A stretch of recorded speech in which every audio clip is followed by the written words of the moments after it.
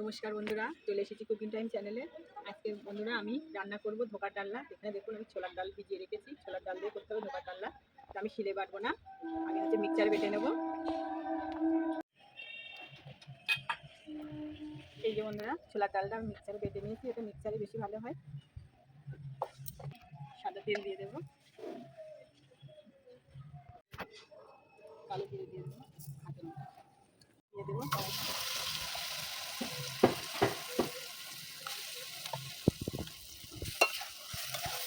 এইভাবে নাড়াচাড়া করে নিতে হবে।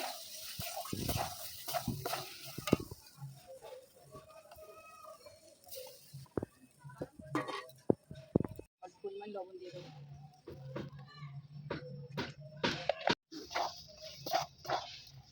বন্ধুরা, ধোকার ডালনার জন্য এইভাবে ডালটা করে বেটে নিতে হবে, মানে মাখা মাখা করে নিতে হবে কড়াইতে। আমি থালায় তুলে নেব।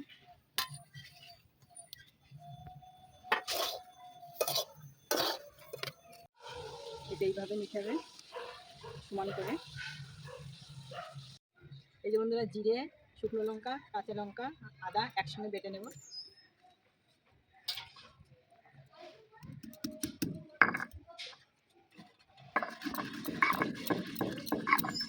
যে ডালটা আমি থালায় বসিয়ে নিয়েছিলাম, পিস পিস করে কেটে নেব। ধোকা ডালনার জন্য এটাই করতে হবে।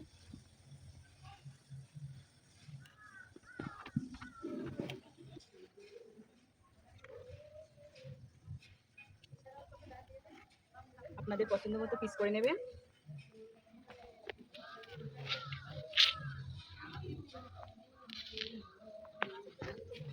সাদা তেল দিয়ে দেবো।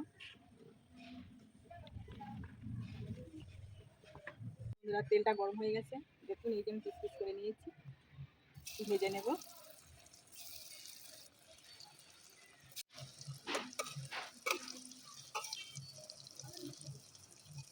একটু লাল লাল করে ভেজে নিতে হবে।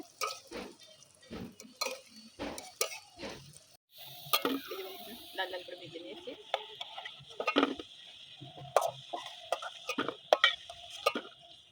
এতে সর্ষের তেল দিয়ে দেবো, জিরে ফোড়ন দেবো, গোটা গরম মশলা দেবো, তেজপাতা দিয়ে দেবো। এখানে যে মশলাটা বেটেছিলাম দিয়ে দেবো।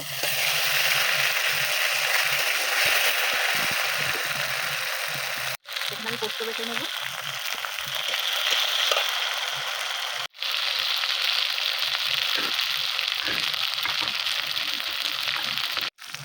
লবণ দিয়ে দেবো, হলুদ দিয়ে, টমেটো বেটে রেখেছিলাম, বাটা টমেটো দিয়ে দেবো,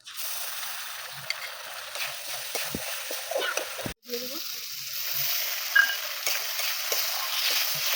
মশলাটা ভালো করে কষিয়ে নেবো। মশলাটা ভালোভাবে কষানো হয়ে গেছে, দেখুন তেল ছেড়ে দিয়েছে। এরকম জল দিয়ে দেবো।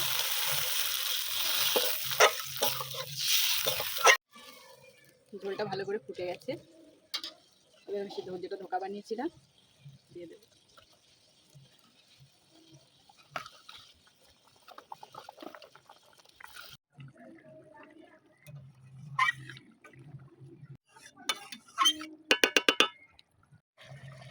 হয়ে এসেছে বন্ধুরা, এবার আমি ঘি ছড়িয়ে দেবো, শাহি গরম মশলা দেবো। ধোকা ডালনাটা হয়ে গেছে, দেখুন দেখতে কিন্তু অসাধারণ লাগবে। এবার আমি ঢেলে নেব।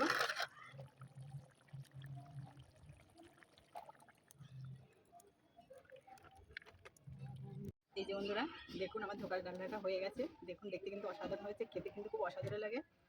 এই আমি যেভাবে বানিয়েছি সেইভাবে বাড়িতে বানিয়ে খেতে পারেন। আমার ধোকার ডালনাটা যদি ভালো লাগে তাহলে শেয়ার করে, লাইক করে, অবশ্যই কমেন্টে জানাবে আমার ধোকার ডালনাটা কেমন হয়েছে। আমি খেয়ে দেখবো কেমন হয়েছে।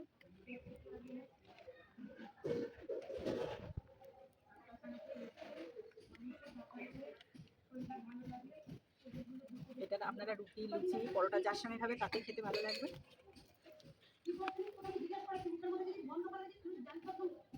মাংসের থেকে কিন্তু দারুণ লাগে বন্ধুরা খেতে,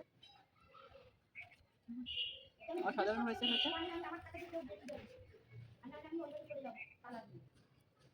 আমার ক্যামেরাম্যানের লোভ লাগবে।